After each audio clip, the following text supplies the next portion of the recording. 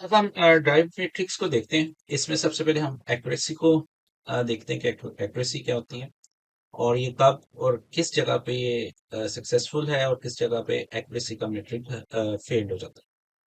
तो we start with accuracy. हमने पहले देखा था कि there are two type of metrics available. Number one the fundamental metric, number two drive metric. अब हम मूव करें ड्राइव मैट्रिक में।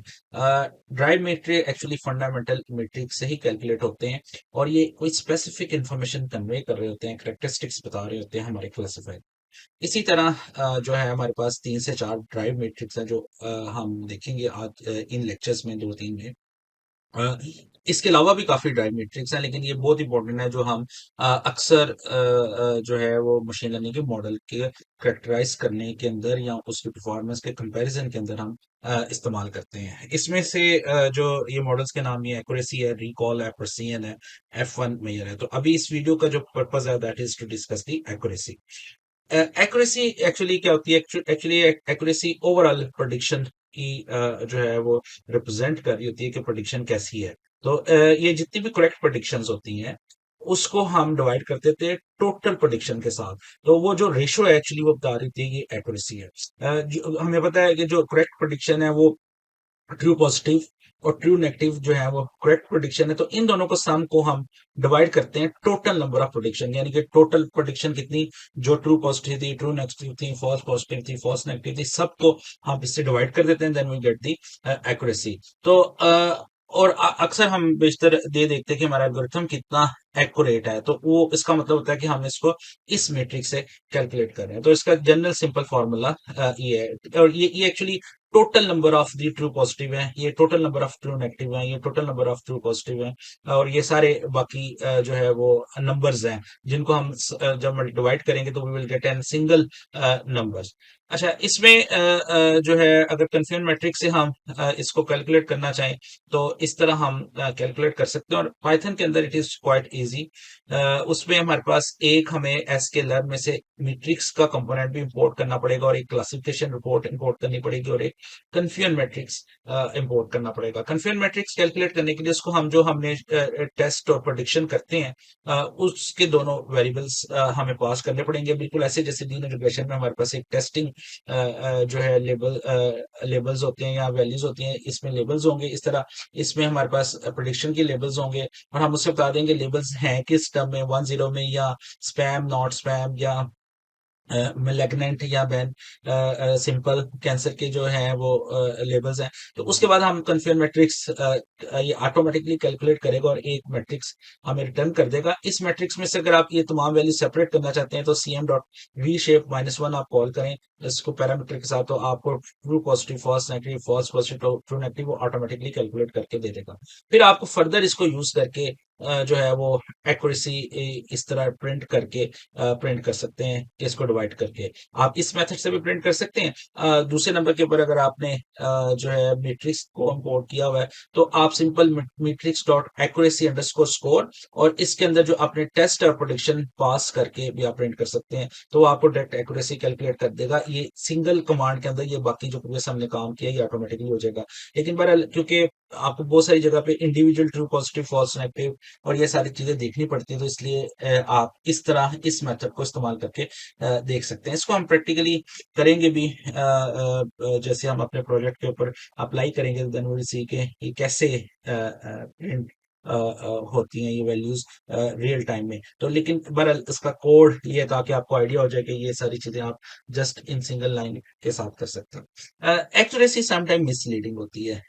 इससे क्या मुराद है? लेट्स से इस पे एक एग्जांपल से डिस्कस करते हैं कि हमारे पास ना टू क्लास प्रॉब्लम थी, बाइनरी क्लास प्रॉब्लम थी। नंबर ऑफ क्लास 0 जो है उसकी एग्जांपल हमारे पास 80 है। इसी तरह क्लास 1 की जो एग्जांपल्स हैं वो हमारे पास 20 है। टोटल ये 100 हो गई। अगर हमारा मॉडल बिल्कुल क्लास 0 को 100% ठीक तरह जो है वो प्रेडिक्ट करे, उसकी हर वेरिएबल्स को, हर हर इंस्टेंस को वो ठीक बताए, तो इसका मतलब है वो क्लास 0 लेट से हम उसे पॉजिटिव कह लेते तो 80% हम 80 ट्रू पॉजिटिव हो जाएंगे हमारे पास। लेकिन वो क्लास 1 का जो है वो सबको सबको जो है वो गलत बताए, तो इसका मतलब है हमारे पास वो इस सबको जो है वो ट्रू इसको कहे कि ये इनवैलिड है। तो यानी कि हमारे पास कोई भी जो है वो ट्रू नेगेटिव की वैल्यू जो है, जो हमारा क्लासिफायर बता रहा है वो जीरो। तो ट्रू पॉजिटिव 80, ट्रू नेगेटिव हमारे पास जीरो। तो अब अगर हम इस सारे को डिवाइड करें 80 प्लस जीरो को ओवर द 100, क्योंकि बाकी सारी टोटल वैल्यूज 100 होंगी, वो आपको सम करके भी देख सकते हैं, लेकिन बहरहाल वो 100 ही होंगी। तो इसकी जो एक्चुअल परसेंटेज निकलेगी दैट वुड बी 80%। और ये इसका मतलब ये क्लासिफायर बहुत बेहतर काम कर रहा है। आप देखेंगे, आप कहेंगे एक्यूरेसी 80% है, इसका मींस कि ये बड़ा अच्छा क्लासिफायर है, लेकिन एक्चुअली अच्छा क्लासिफायर नहीं, क्योंकि ये सिर्फ क्लास जीरो के लिए अच्छा क्लासिफायर है। क्लास वन का तो इसने एक इंस्टेंस भी ठीक तरह पे आइडेंटिफाई नहीं किया। तो क्या हम इस ऐसे केसेस में एक्यूरेसी जो है वो मिसलीडिंग होती है, या एक्चुअली एक्यूरेसी ठीक हमें कैरेक्टरिस्टिक्स ऑफ क्लासिफायर नहीं बता रही होती। तो एक्यूरेसी एक्चुअली हम उस केसेस में यूज करते हैं कि जब दो अगर मल्टीपल क्लास प्रॉब्लम है, तो जो जितनी भी एक क्लास है या एक से ज्यादा क्लासेस हैं, तो वो बैलेंस डाटा सेट हो। यानी कि अगर 50 पॉजिटिव क्लासेस हैं, तो 40 जो है वो नेगेटिव क्लासेस हैं। 60 पॉजिटिव हैं, तो मे बी 65 नेगेटिव है। बहुत ज्यादा डिफरेंस नहीं है। लेकिन अगर 80 और 20 का डिफरेंस है, तो फिर यहाँ पे किसी जगह पे जाकर ये मिसलीड कर सकता है हमें एक्यूरेसी का क्लासिफायर।